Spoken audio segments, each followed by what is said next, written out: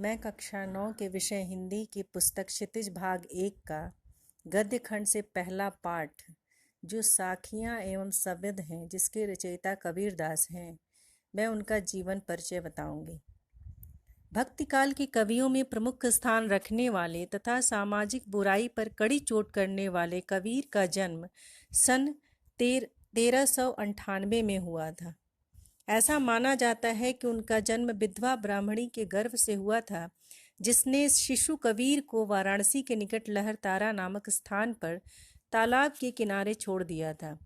उसी रास्ते से गुजरने वाले निःसंतान जुलाहा दंपत्ति नीरू और नीमा ने उस बालक को देखा और उठा लिया। उन्होंने कबीर का पालन पोषण किया। कबीर ने कोई औपचारिक शिक्षा ग्रहण नहीं की। उन्होंने संतों की संगति में ज्ञान प्राप्त किया। उनके गुरु का नाम रामानंद था। उनकी पत्नी का नाम लोई था। उनकी मृत्यु सन 1518 में हुई। ऐसा कहा जाता है कि उस समय ऐसी प्रथा थी कि अगर काशी में मृत्यु होती है तो स्वर्ग की प्राप्ति होती है, और मगहर में मृत्यु होती है तो नरक की प्राप्ति होती है। इस मिथ्या प्रथा को तोड़ने के लिए काशी में जन्मे कबीर वो अपने जीवन के अंतिम समय में मगहर में चले गए और वहीं पे उनका देहावसान हुआ।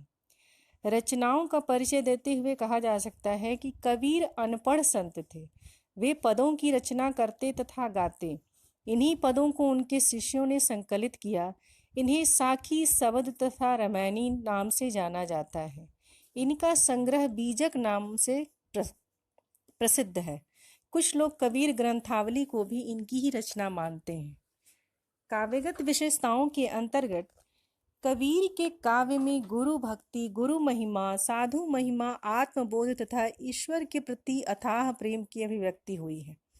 कबीर ने तत्कालीन सामाजिक बुराइयों, मूर्ति पूजा, छुआछूत, ऊंच नीच की भावना आदि पर प्रहार किया है। कोई भी साहित्य तत्कालीन समाज का दर्पण होता है।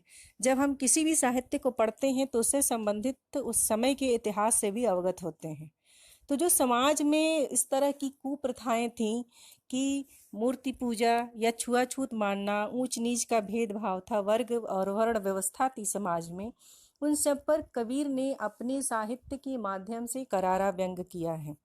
उन्होंने हिंदू मुसलमान एकता तथा विभिन्न धर्मों के बीच समन्वय स्थापित करने का प्रयास किया है। उन्होंने हिंदू मुसलमान दोनों धर्मों के तथाकथित ठेकेदारों की कड़े शब्दों में निंदा की। उन्होंने दोनों को सच्चे मन से प्रभु भक्ति का संदेश दिया। कबीर की भाषा शैली ब्रज, अवधी, पंजाबी, राजस्थानी, अरबी, फारसी आदि शब्दों के प्रयोग से बनी हुई है। कुछ विद्वान उनकी भाषा को सधुक्कड़ी या पंचमेल खिचड़ी कहते हैं।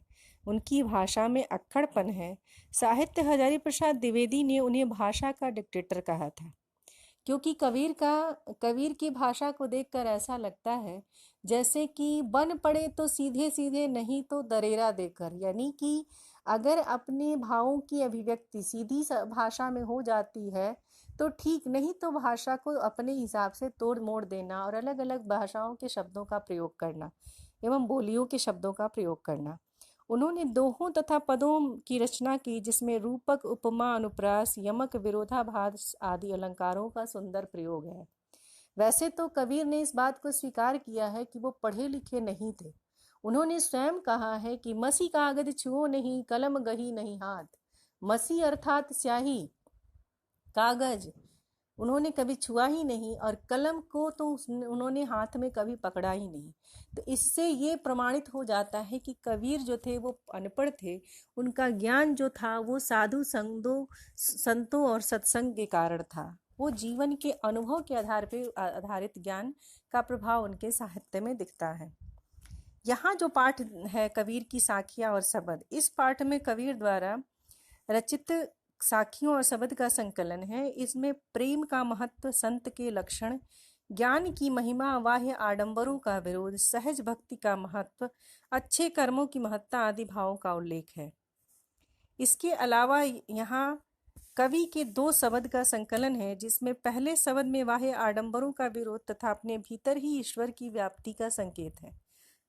दूसरे शब्द में ज्ञान की आंधी रूपक के सहारे ज्ञान के महत्व का वर्णन किया गया है। कवि का मानना है कि ज्ञान की सहायता से मनुष्य अपनी सभी दुर्बलताओं पर विजय पा सकता है। अर्थ बताऊंगी अब। मान सरोवर सुभर जल हंसा केलि कराहि, मुक्ता फल मुक्ता चुगै अब उड़ अनत न जाय। कबीरदास यहाँ आत्मा का वर्णन करते हुए कहते हैं कि मान सरोवर स्वच्छ जल से पूरी तरह भरा हुआ है, उसमें हंस क्रीड़ा करते हुए मोतियों को चुग रहे हैं। वे इस आनंददायक स्थान को छोड़कर अन्यत्र नहीं जाना चाहते। इसका आशय यहाँ यह है कि जीवात्मा यानी कि जीव की आत्मा प्रभु भक्ति में लीन होकर मन में परम आनंद का सुख लूट रहे हैं। जब आत्मा की परमात्मा से मिलन हो जाता है, परमात्मा की प्राप्ति हो जाती है आत्मा को, तो उसे ऐसे ही आनंद की अनुभूति होती है जैसे कि मन रूपी सरोवर जो है वो भक्ति रूपी जल से भरा है और उसमें जीव रूपी हंस जो है वो क्रीड़ा कर रहा है और अपने सुकर्मों का फल जो है उसे मोती रूप में प्राप्त हो रहा है, यानी कि उसे ईश्वर की प्राप्ति हो रही है। वे इस सुख को छोड़कर अन्यत्र कहीं नहीं जाना चाहता, अर्थात जब एक बार आत्मा जो है वो परमात्मा को प्राप्त कर लेती है, ईश्वर को सच्चे अर्थ में प्राप्त कर लेती है, तो वो कहीं और उसका मन नहीं लगता। कहीं और से तात्पर्य है कि वह फिर से सांसारिक जीवन की तरफ आकर्षित नहीं होता है। अगला साखी है, प्रेमी ढूंढत मैं फिरो प्रेमी मिले न कोय, प्रेमी को प्रेमी मिले सब विष अमृत होय। यहाँ कबीरदास कहते हैं कि ईश्वर प्रेमी अर्थात प्रभु भक्त को ढूंढता फिर रहा है, पर अहंकार के कारण, यानी कि जो ईश्वर प्रेमी है वो अपने ही जैसे ईश्वर प्रेमी को ढूंढता फिर रहा है, पर उसे इस बात का अहंकार है कि वो प्रभु का भक्त है और इसलिए उसे कोई प्रभु भक्त न मिला। यानी कि जब तक जीव के मन का अहंकार जो है समाप्त नहीं होगा, तब तक उसे अपने समान, जैसे हमें लगता है कि हम बहुत गुणवान बहुत प्रतिभावान हैं, इस तरह का अहंकार जब मन में आ जाता है तो हम दूसरों को अपने से छोटा समझने लगते हैं। तो इसी बात की अभिव्यक्ति यहाँ कबीर ने इस साखी के माध्यम से की है कि हम दूसरों के अंदर अच्छाइयाँ ढूंढते हैं, दूसरों के अंदर जो गुणों को ढूंढते हैं, पहले उन गुणों को अपने अंदर हमें ढूंढना होगा। अगर हमारा मन सहज है, हमारा मन निश्चल है, तो हमें सभी व्यक्ति समान रूप से दिखेंगे, क्योंकि सभी जीवों में परमात्मा का अंश है। जब दो सच्चे प्रभु भक्त मिलते हैं तो मन की सारी विष रूपी बुराइयां समाप्त हो जाती हैं। जब हमारा मन स्वयं जब विष रहित हो जाएगा, अहंकार रहित, ईर्ष्या रहित हो जाएगा, तो हमें सभी व्यक्तियों में ईश्वर का रूप दिखाई देगा, क्योंकि कबीर ने कहा भी है कि कण कण में ईश्वर का ही वास है। सभी जीवों में, सभी में, आत्माओं में परमात्मा का अंश है। तो जब भी हमें इस बात का ज्ञान हो जाएगा कि आत्मा ही परमात्मा का अंश है, तो सभी जीवों में उसे परमात्मा का रूप दिखाई देने लगेगा, तो उसे अपने तरह ही सभी प्रभु के अंश नजर आएंगे तथा तब उसके मन में अमृतमयी अच्छाइयाँ आ जाती हैं। इसलिए यहाँ प्रेमी ढूंढत मैं फिरो प्रेमी मिले न कोई, मैंने जिस तरह ईश्वर भक्त मैं हूँ, उस तरह की ईश्वर भक्त, उस तरह के सहज स्वभाव के व्यक्ति को मैं बाहर भी ढूंढ रहा हूँ, लेकिन जब तक मेरे मन में वो सहजता का भाव नहीं आएगा, तब तक मुझे बाहर जीवों से सामंजस्य नहीं बन पाएगा।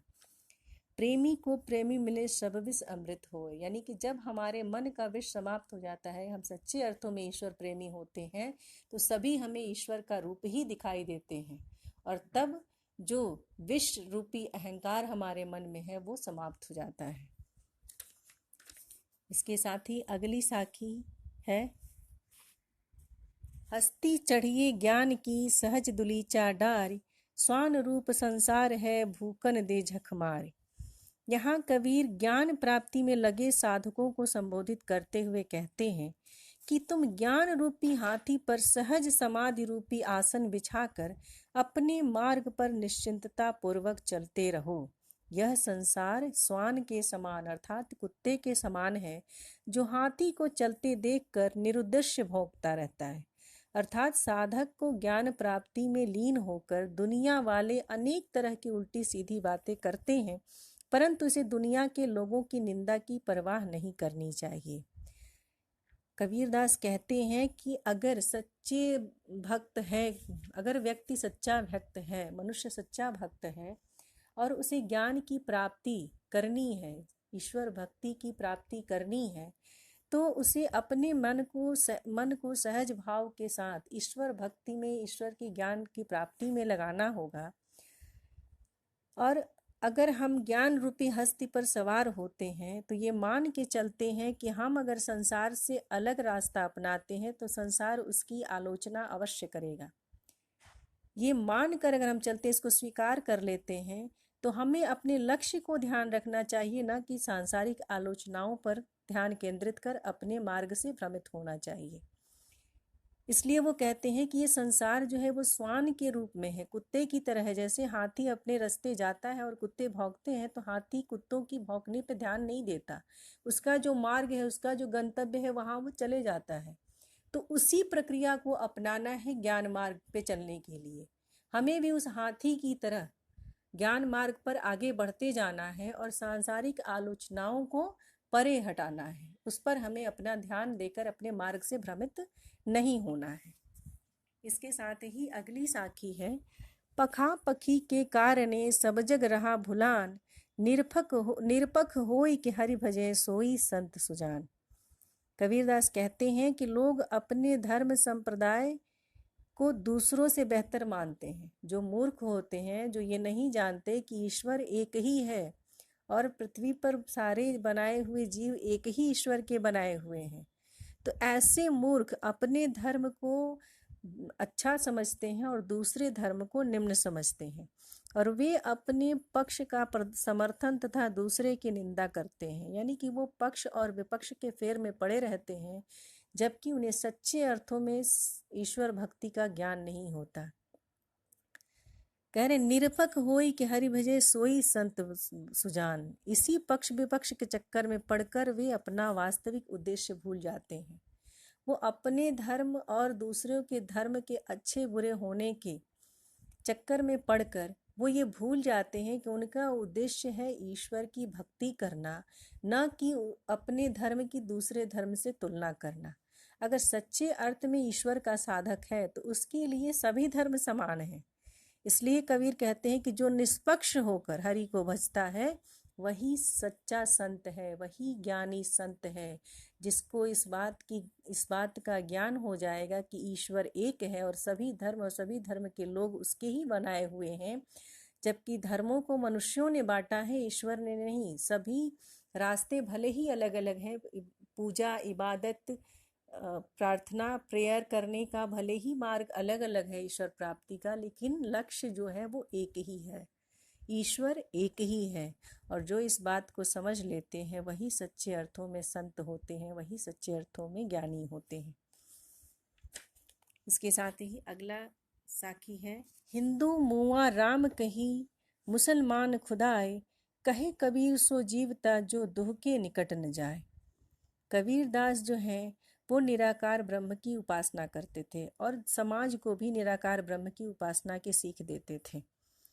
निराकार ब्रह्म यानी कि वो भक्ति काल के निर्गुण शाखा के निर्गुण भक्ति काल के कवियों में सगुण और निर्गुण दो भागों में बटा था। जो साकार ब्रह्म की उपासना करते थे, जैसे तुलसी और दास, सूरदास जैसे लोग, जो कि राम और कृष्ण के उपासक थे। लेकिन कबीर जो थे वो निर्गुण शाखा के कवि थे, निर्गुण शाखा के ज्ञानाश्रयी मार्ग के कवि थे, जो कि सिर्फ ज्ञान और मोक्ष की बातें करते थे और निराकार ब्रह्म के उपासक थे। वो समाज को भी ऐसे ही ब्रह्म की उपासना की सीख देते हैं। कवि कहते हैं कि हिंदू राम का जाप करते हुए तथा मुसलमान खुदा की बंदगी करते हुए मर मिटे। यानी कि वो अपने अपने धर्म को श्रेष्ठ बताते रहे और आपस में लड़ते मरते रहे।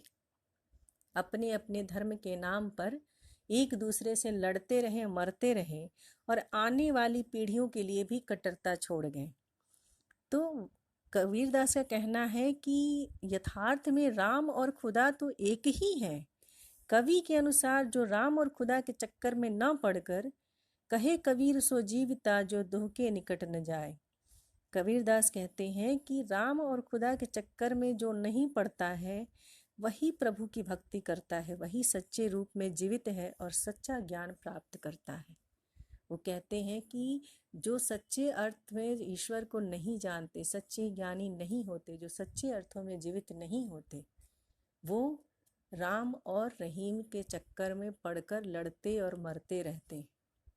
लेकिन जो सच्चे अर्थ में मनुष्य होते हैं, जीवित होते हैं, ज्ञानी होते हैं, वो ये मान लेते हैं, ये जान लेते हैं कि ईश्वर जो है वो एक ही है, उसके अलग अलग सिर्फ रूप ये मनुष्यों द्वारा बनाए हुए हैं।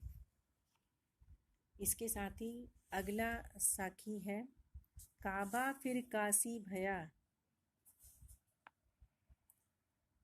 राम ही भया रहीम, मोट चून मैदा भया, बैठ कबीरा जीम।